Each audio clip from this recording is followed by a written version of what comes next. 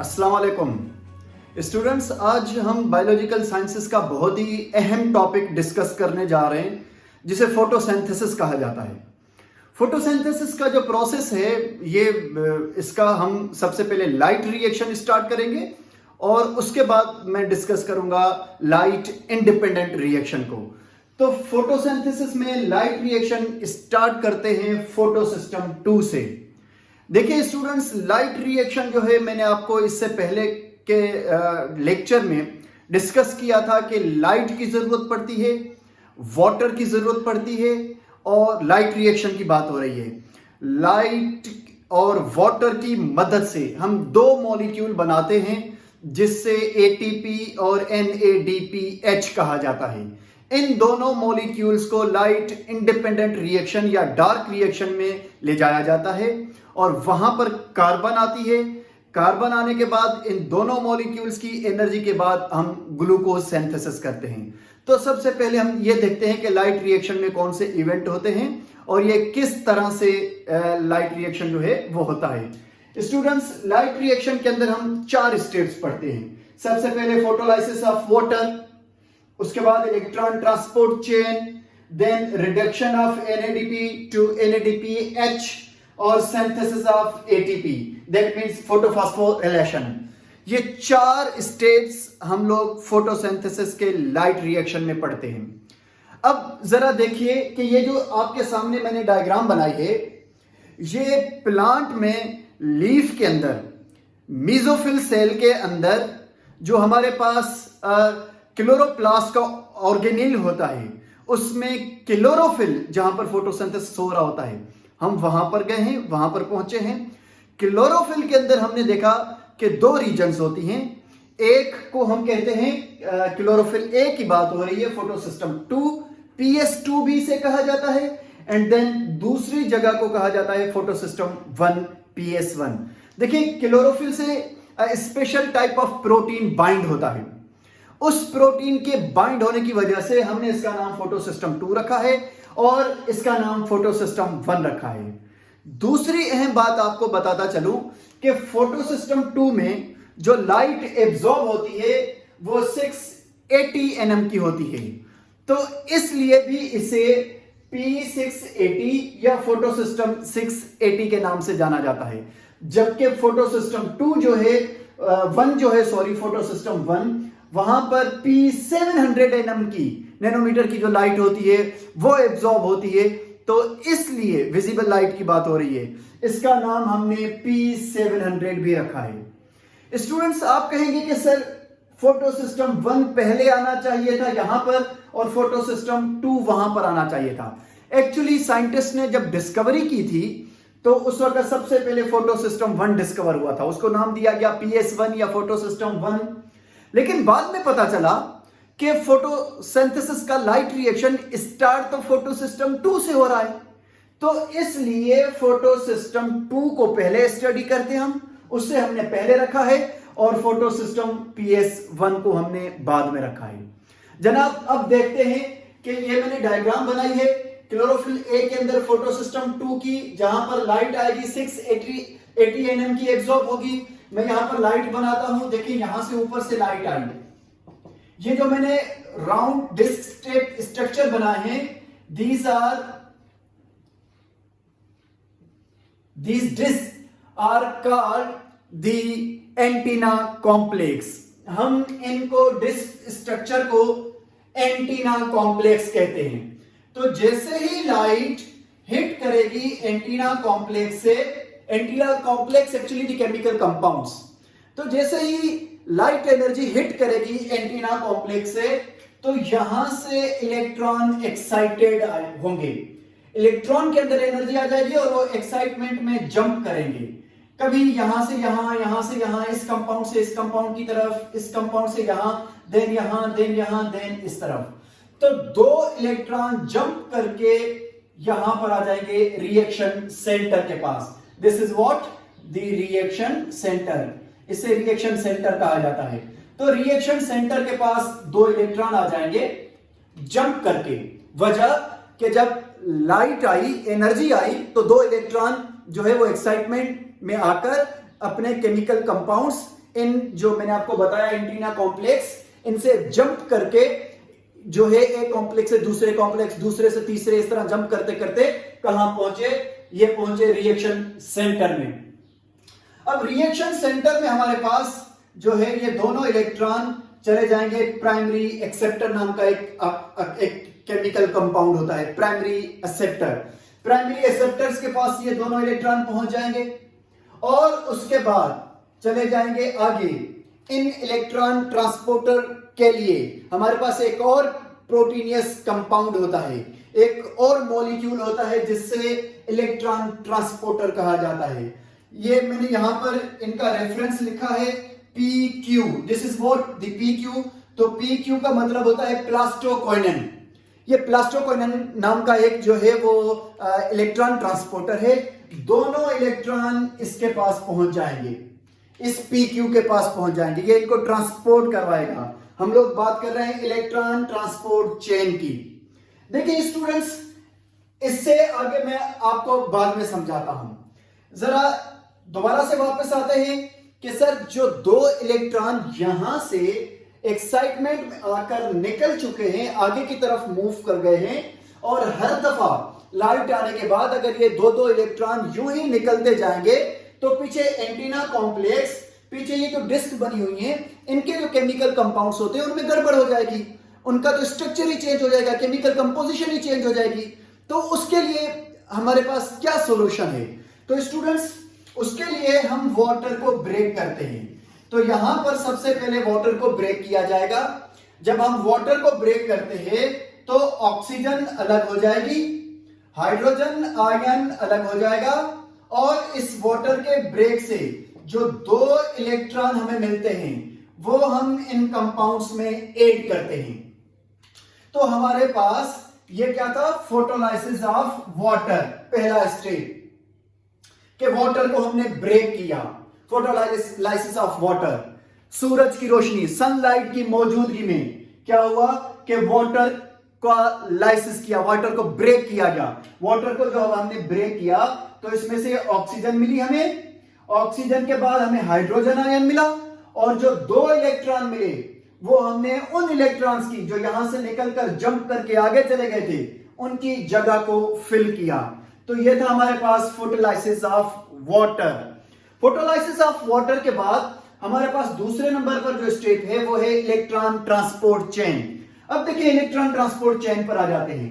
तो जो दो इलेक्ट्रॉन यहां से निकले थे, हर दफा दो इलेक्ट्रॉन निकलते जाएंगे और यहां पर हर दफा वाटर ब्रेक होता जाएगा, और हर दफा जो है वो फोटोलाइसिस ऑफ वाटर होता जाएगा, और दो इलेक्ट्रॉन ऐड होते जाएंगे, ऑक्सीजन यहां पर बनती जाएगी और हाइड्रोजन आयन बनता जाएगा।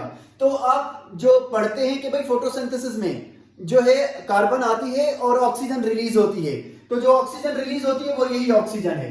ये ऑक्सीजन यहां पर बन रही है, और हाइड्रोजन आयन, ये आपको मैं थोड़ी देर के बाद बताता हूं कि हाइड्रोजन आयन कहां जाएगा, इसकी क्या जरूरत है, ये आगे चलकर इससे हम जो है हमें क्या फायदा होगा, तो इस पर बाद में आते हैं, इसको भी रहने दें। तो हाइड्रोजन आयन जो ये ऑक्सीजन जो होता है ये रिलीज हो जाता है, जबकि जो दो इलेक्ट्रॉन थे वो यहां एडजस्ट हुए। दो इलेक्ट्रॉन ट्रांसपोर्ट चेन के जरिए प्लास्टोक्विनिन PQ की तरफ आ जाएंगे, और ये इलेक्ट्रॉन ट्रांसपोर्टर मॉलिक्यूल है। ये इलेक्ट्रॉन ट्रांसपोर्टर जो है इन दोनों इलेक्ट्रॉन को ले जाएगा साइटोक्रोम कॉम्प्लेक्स के पास। हम इस वक्त डिस्कस कर रहे हैं थैलेकॉइड मेम्ब्रेन का, क्योंकि फोटोसिंथेसिस का लाइट रिएक्शन होता है थैलेकॉइड मेम्ब्रेन का। तो ये जो इवेंट हो रहे हैं लाइट रिएक्शन के, ये थैलेकॉइड मेम्ब्रेन के अंदर होते हैं, जबकि लाइट इंडिपेंडेंट रिएक्शन जो है वो स्ट्रोमा में होता है, उसको हम बाद में डिस्कस करेंगे। तो थैलेकॉइड मेम्ब्रेन के अंदर साइटोक्रोम कॉम्प्लेक्स पाया जाता है। साइटोक्रोम कॉम्प्लेक्स के बाद एक एंजाइम होता है जिसे ATP सिंथेस कहा जाता है। यहां पर मैंने लिखा ATP सिंथेस। इस ATP सिंथेस नाम के एंजाइम के पास दोनों इलेक्ट्रॉन की एनर्जी को यूज किया जाता है, और इन दोनों इलेक्ट्रॉन की एनर्जी से हमारे पास ADP एडिनोसाइन डाइफॉस्फेट मॉलिक्यूल पहले से मौजूद होता है। यहां पर फ्री फॉस्फेट घूम रहे होते हैं, तो हम इन दोनों इलेक्ट्रॉन की मौजूदगी से एक फॉस्फेट ADP के साथ अटैच करते जाएंगे। जब एक फॉस्फेट एक ADP से अटैच हो जाएगा तो ये कन्वर्ट हो जाएगा एटीपी एनर्जी रिच मॉलिक्यूल में। तो इस तरह से फिर दोबारा एटीपी यहां पर मौजूद होगा, फिर 2 इलेक्ट्रॉन आएंगे, फिर एक फॉस्फेट जो होगा उन दोनों इलेक्ट्रॉन की एनर्जी से फॉस्फेट ग्रुप, एक और फॉस्फेट ग्रुप जाकर अटैच हो जाएगा, फिर ये एटीपी में कन्वर्ट हो जाएगा और इस तरह से जो है वो एटीपी बनते जाएंगे। तो जनाब इन दोनों इलेक्ट्रॉन्स की एनर्जी को हमने एक एंजाइम में यूटिलाइज की। उस एंजाइम की मदद से हमने एडीपी पहले से मौजूद होता है उससे हमने एक फॉस्फेट ग्रुप अटैच किया और ये कन्वर्ट हो गया एटीपी में, adenosine triphosphate energy rich molecule. तो हमारे पास एटीपी यहां पर मॉलिक्यूल बन गया जो एनर्जी रिच मॉलिक्यूल है। अब हम बनाने जा रहे हैं NADPH को। मैंने आपको बताया था फोटोसिंथेसिस के लाइट रिएक्शन में 2 मॉलिक्यूल बनते हैं, ATP और NADPH। तो ATP बन गया, अब NADPH बनाने जा रहे हैं। तो ये जो 2 इलेक्ट्रॉन हैं इनकी एनर्जी खत्म हो गई, लेकिन इलेक्ट्रॉन हैं, दोनों इलेक्ट्रॉन पीसी को दिए जाएंगे। ये भी एक इलेक्ट्रॉन ट्रांसपोर्टर है। मैं आपको पहले बता चुका हूं कि इलेक्ट्रॉन ट्रांसपोर्टर का काम होता है कि इलेक्ट्रॉन को ट्रांसपोर्ट करवाएं।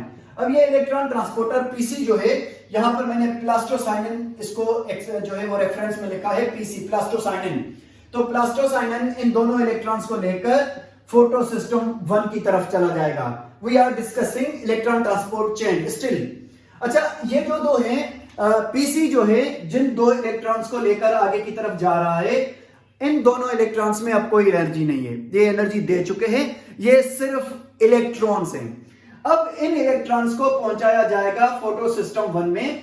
फोटो सिस्टम 1 में दोबारा लाइट आएगी। मैंने आपको बताया कि यहां पर जो लाइट आएगी वो P700nm की होगी, P फॉर फोटो सिस्टम।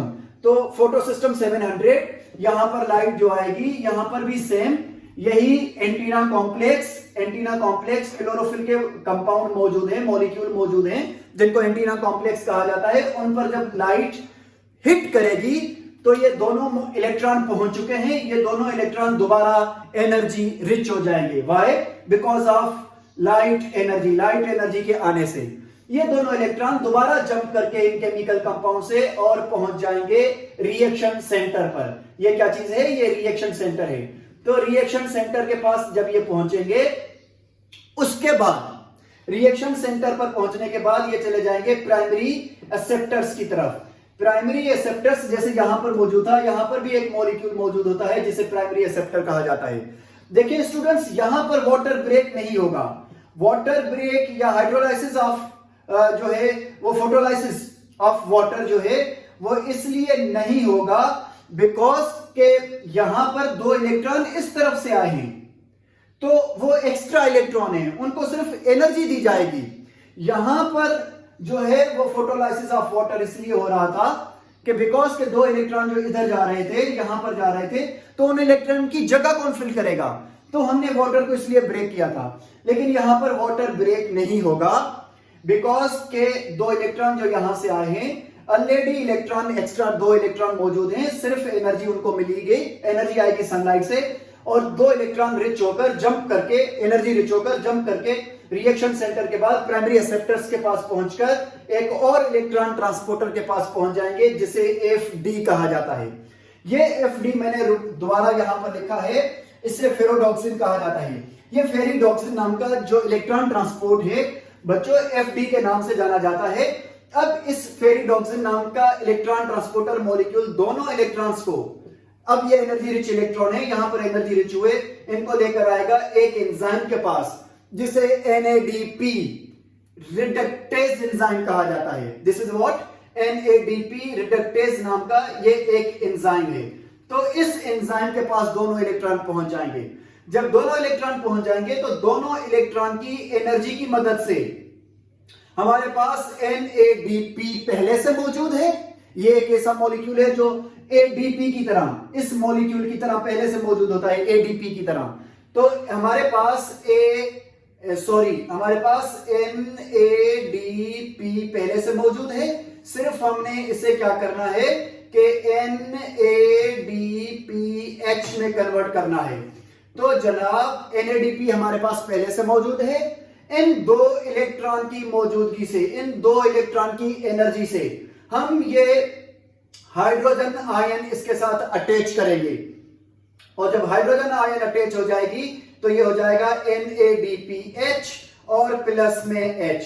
तो हमारे पास, आप सोचेंगे सर ये H कहां से आया, तो जनाब ये H हमारे पास, ये जो H था वाटर से जो ब्रेक हुआ था, यहां पर हमने जब फोटोलाइसिस ऑफ वाटर किया था तो ऑक्सीजन को हमने रिलीज किया था, 2 इलेक्ट्रॉन हमने यहां पर यूज किए थे, और जो हाइड्रोजन हम यहां पर लेकर आए थे हाइड्रोजन आयन को, अब ये हाइड्रोजन आयन यहां पर यूज हो रहा है, और ये हाइड्रोजन जब ऐड होगा दोनों इलेक्ट्रॉन की एनर्जी की मदद से तो ये NADPH हो जाएगा। तो हमारे पास हमने यहां पर ATP सिंथेसिस किया, एडिनोसाइन ट्राइफॉस्फेट मॉलिक्यूल, और उसके बाद हमने दूसरे नंबर पर NADPH मॉलिक्यूल जो है वो सिंथेसिस किया। तो ये 2 एनर्जी रिच मॉलिक्यूल हमारे पास आ गए इन लाइट रिएक्शन। इन दोनों मॉलिक्यूल्स को हम यूटिलाइज करेंगे कि कहां पर, डार्क रिएक्शन या लाइट इंडिपेंडेंट रिएक्शन के अंदर, और उस रिएक्शन को, light independent reaction, dark reaction या केल्विन जो है साइकिल को हम ट्रिगर करेंगे इन दोनों मॉलिक्यूल्स के जरिए। Thank you so much.